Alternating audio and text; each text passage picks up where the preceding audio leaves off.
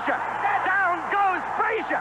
Hey, what's up with it, fam? It's our Boxing Minute, your favorite pharmaceutical engineer turned boxing analyst, back at you with that uncut realness, and we just completed Canelo Fight Week. You gotta love the madness that's involved in a Canelo Fight Week. Tank Fight Week has the similar kind of craziness online. All the comment sections are lit up, all the boxing fans are in debate. That Canelo Fight Week was no different. It seemed like it wasn't gonna be like that, but in the boxing world, as far as boxing fans were concerned, it ended up being a fun week. Me, I was out there on location in Guadalajara. I got a chance to go to the event, and I don't even know how to explain what it was I just experienced out there in Guadalajara, Mexico, folks. If you follow me on Instagram or Twitter, you were seeing my constant uploads. If you follow me on TikTok, you got to see some of my videos on location out there.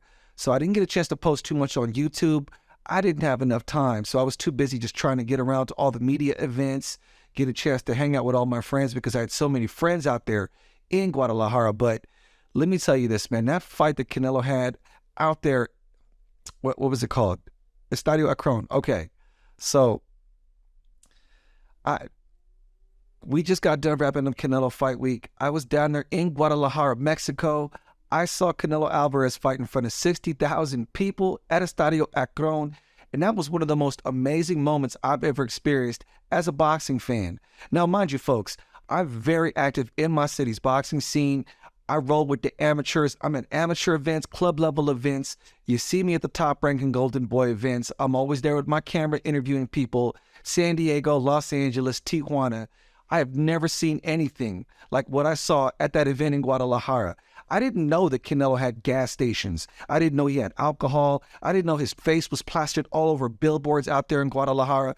I've never seen a fighter with that kind of love from his own people. Inside the bars, all the televisions were playing Canelo Alvarez.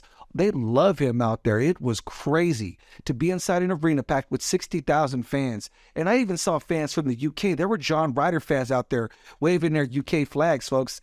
It was a crazy experience to take in a historical event like that. And I was glad I was there because that was history, folks. And,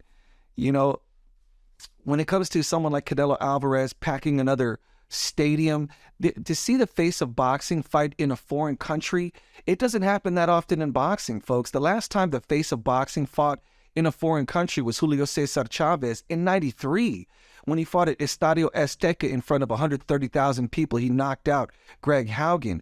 Before that, it was Mike Tyson in 1990 when he got knocked out by Buster Douglas at the Tokyo Dome in Japan. The face of boxing rarely leaves the United States for the sales and the views. Floyd Mayweather, he didn't fight outside of Las Vegas. Neither did Oscar De La Hoya. Why? When there's no point in fighting outside the country, guys like Muhammad Ali fighting outside the country, that's kind of a rarity, but Canelo did it. And he sold 60,000 seats out there in Guadalajara, Jalisco, Mexico. Amazing. His second stadium. So, it was quite an event. It was quite an event to actually attend. And I don't even know how to explain it, folks. Like, I was out there. The women in the country are beautiful. The food is amazing. The people are polite. I got a chance to go to the weigh-in. It was at like 8 a.m. at the RIU Hotel out there in Guadalajara. I took photos with Eddie Reynoso, Chepo, Cobrita Gonzalez, a boxing legend from out in that area. I got a chance to talk to Sean Gibbons, to Gilberto Mendoza, the president of the WBA. So I was just hobnobbing and mixing it up with all kinds of people. It's very interesting. As I was leaving Guadalajara International Airport, I ran into Regis Prograis, of all people. So it was definitely quite an event. The fight itself, I think people expected Canelo to knock out John Ryder. It was a bloody, violent, vicious affair in which John Ryder got knocked down 2 times. Once in the 5th, his nose was busted and gushing open by like the 2nd round. So as you can imagine, that probably made it hard to breathe.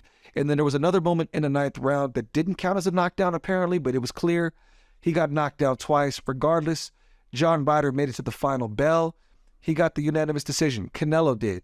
And I would have probably gave John Ryder about 2 rounds at most, maybe 3. It was fun. It was a scrappy affair. John Ryder did not come to lie down and just take an ass whipping at the hands of Canelo. John Ryder tried his best. And we saw Canelo Alvarez and John Ryder fight in a ring that was unusually small. I want to say it was maybe 18 to 18 feet, last I checked. Canelo looks like there's some fading a little bit in Canelo. He's clearly not the prime Canelo we're accustomed to seeing, but to call Canelo washed is it's weird.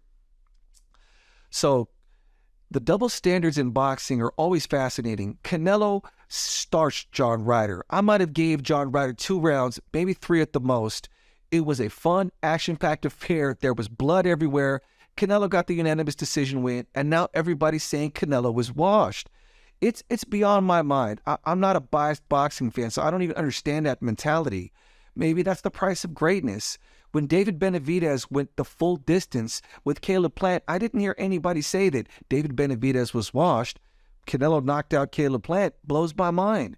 When Jermall Charlo went the full distance with Juan Macias Montiel 2 years ago, nobody called Jermall Charlo washed after that. When Floyd Mayweather went the full distance with Manny Pacquiao, when he went the full distance with Andre Berto, nobody was calling Floyd Mayweather washed after that. But I guess when it comes to Canelo, the standards are different. Nobody likes to quote unquote keep the same energy. You got to love it. If it's not fanboys tripping out, it's about race. I don't know. I just enjoy the sport. But Canelo got a dominant one-sided decision victory over a top-ranked 168-pounder John Ryder. And I was thoroughly entertained. What about you? Let me know in the comment section, y'all. Let's chop that one up.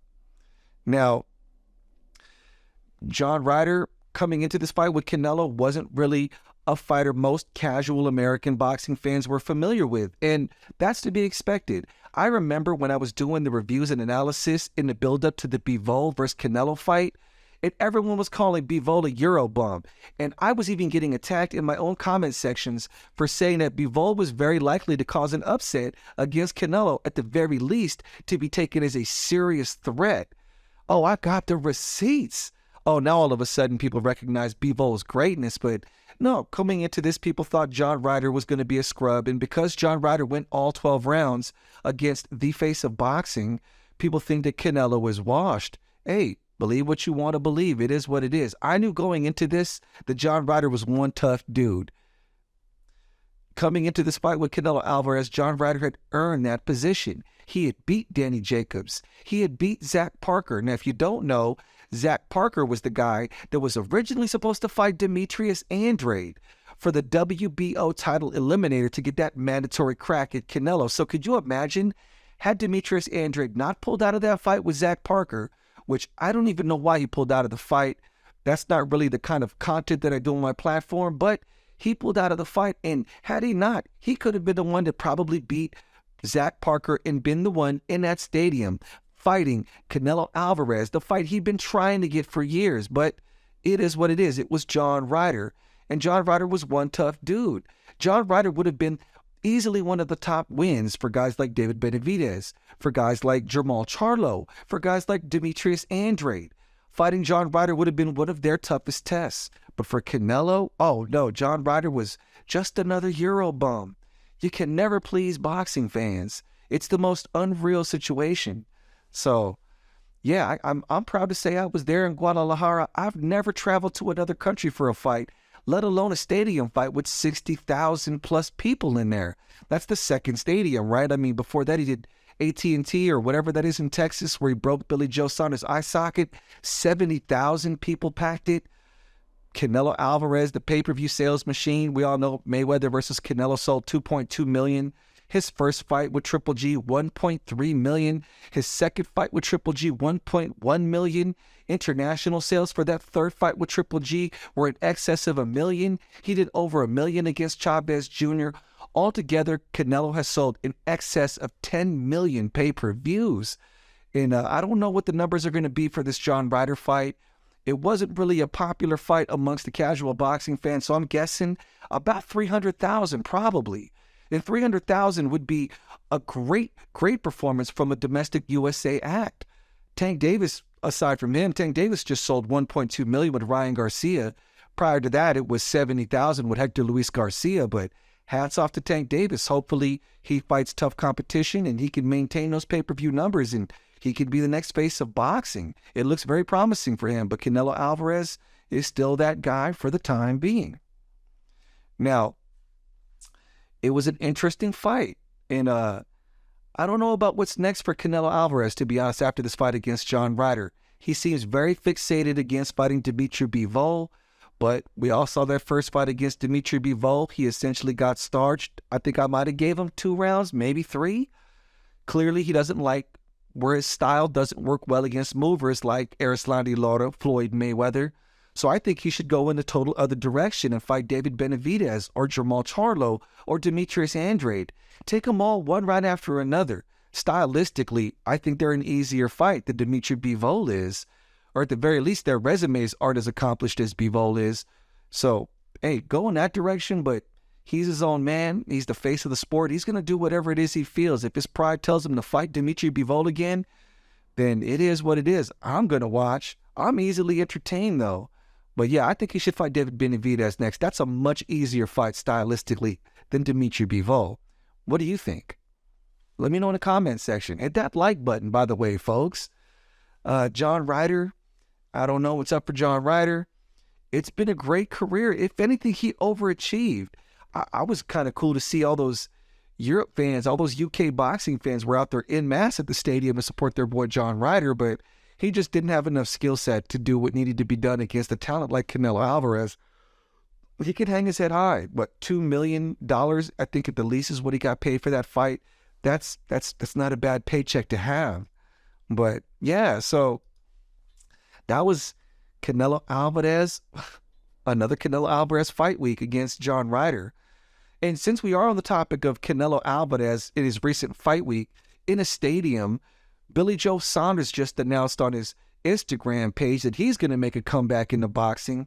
For those of you that don't remember, that was Canelo's last stadium fight out there in Texas in front of 70,000 people. He broke Billy Joe Saunders' eye socket, but Billy Joe Saunders is a 2-time champion, and he's an interesting talent. I think Billy Joe Saunders should fight Jermall Charlo at 168 pounds. They've both got name.